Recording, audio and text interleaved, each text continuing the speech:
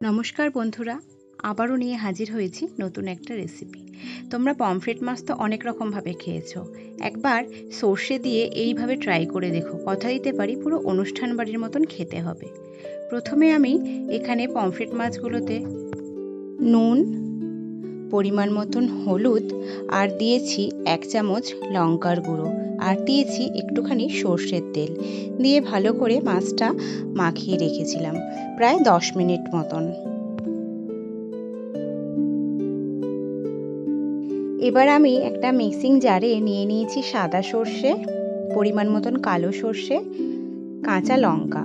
এখানে তোমরা যে যেরকম খাবে সেরকমভাবেই ঝালের পরিমাণটা দিতে পারো। আর দিয়ে দিয়েছি একটুখানি নুন আর হলুদ আর জল। এবার ভালো করে আমি এটা একটা স্মুথ পেস্ট বানিয়ে নেব। নিয়ে আমি একটা ছাঁকনিতে এই সর্ষে পেস্টটা ভালো করে ছেঁকে নেব। নিয়ে একটা কড়াই বসিয়ে দিলাম। এবার একে একে মাছগুলো আমি ভেজে নেব। একদিকটা ভাজা হয়ে গেছে, এবার অপর দিকটাও ভেজে নেব। আমি এখানে কিন্তু খুব একটা কড়া করে মাছগুলো ভাজিনি। মাছগুলো ভাজা হয়ে গেছে, এবার আমি মাছগুলো একে একে তুলে নিলাম। এবার মাছ ভাজার ওই তেলের মধ্যেই দিয়ে দিলাম পরিমাণ মতন কালো জিরে আর যে সর্ষের পেস্টটা ছেঁকে রেখেছিলাম সেই পেস্টটা এবার ওর মধ্যে দিয়ে দিলাম। তার সাথে দিয়ে দিলাম দুটো চেরা কাঁচা লঙ্কা।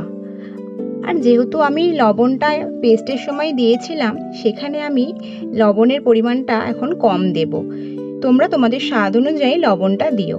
ঝোল ফুটে গেছে, এবার আমি একে একে ভেজে রাখা মাছগুলো দিয়ে দিলাম।